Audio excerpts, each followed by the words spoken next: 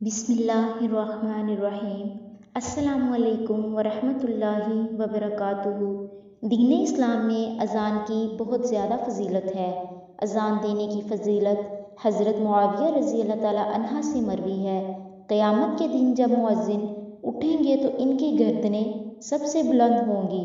اس کا مطلب ہے کہ میدان حشر میں جب تمام لوگ گرمی سے پسینے میں شرابور ہوں گے تو مؤذن کو کوئی پریشانی نہ ہوگی، تب ان کی گردنیں بلند ہوں گی۔ اذان کی اہمیت و فضیلت اور سننے کے فضائل و برکات کیا ہیں؟ حضرت عقبہ بن عامر رضی اللہ تعالیٰ عنہ سے روایت ہے کہ ہادی عالم صلی اللہ علیہ وسلم نے ارشاد فرمایا، تمہارا رب راضی ہوتا ہے پہاڑ کی چوٹی پر بکریاں چرانے والے سے جو نماز کے لیے اذان دیتا ہے اور نماز پڑھتا ہے۔ پس اللہ عز و جل ملائکہ مقربین سے فرماتے ہیں، میرے اس بندے کی طرف دیکھو کہ یہ پابندی سے اذان دیتا ہے اور پابندی کے ساتھ نماز پڑھتا ہے اور مجھ سے ڈرتا ہے، پس میں نے اپنے اس بندے کے گناہ بخش دیے ہیں اور میں اس کو جنت میں داخل کروں گا۔ حضرت محمد صلی اللہ علیہ وسلم کا فرمان ہے، ثواب کی خاطر اذان دینے والا اس شہید کی مانند ہے جو خون میں لتھڑا ہوا ہے اور جب مرے گا قبر میں اس کے جسم میں کیڑے نہیں پڑیں گے۔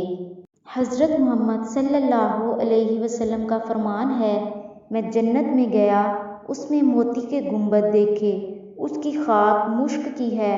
پوچھا جبریل یہ کس کے واسطے ہیں؟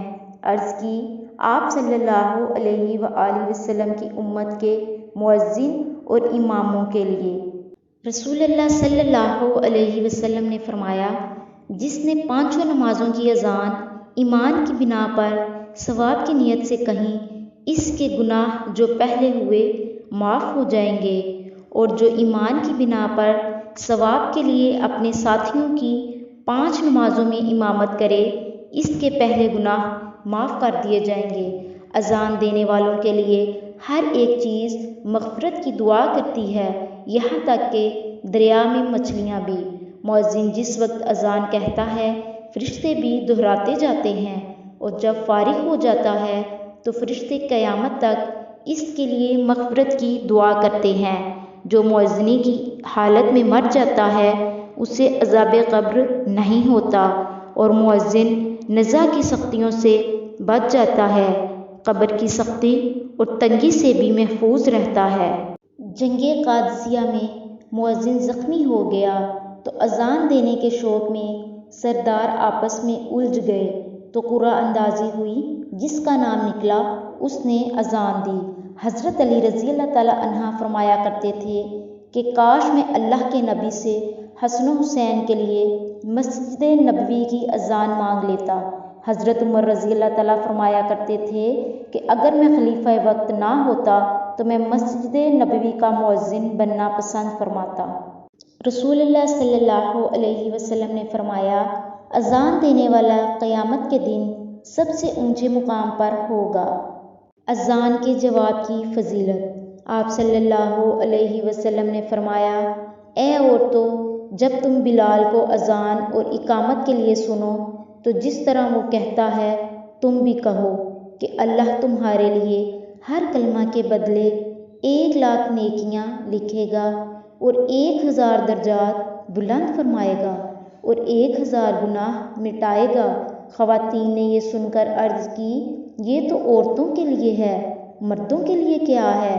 آپ صلی اللہ علیہ وسلم نے فرمایا، مردوں کے لیے دگنا۔ جہاں اذان دینے کی فضیلت ہے وہیں اذان کا احترام نہ کرنے کی سخت ترین وعید اور سزائیں بھی ہیں۔ جو شخص اذان کی آواز سن کر اپنے کام کاج میں مصروف رہتا ہے، اذان کو نظر انداز کر دیتا ہے اور اپنے کام کاج نہیں چھوڑتا، اس شخص کے کاروبار میں اللہ برکت اٹھا لیتے ہیں۔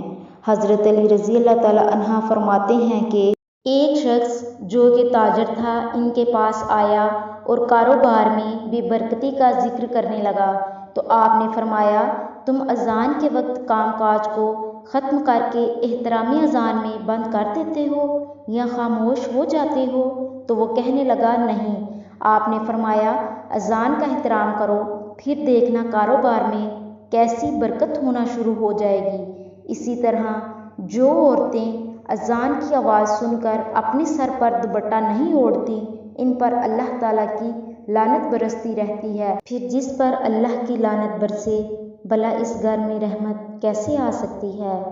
کیسے وہ گھر خوشحال ہو سکتا ہے؟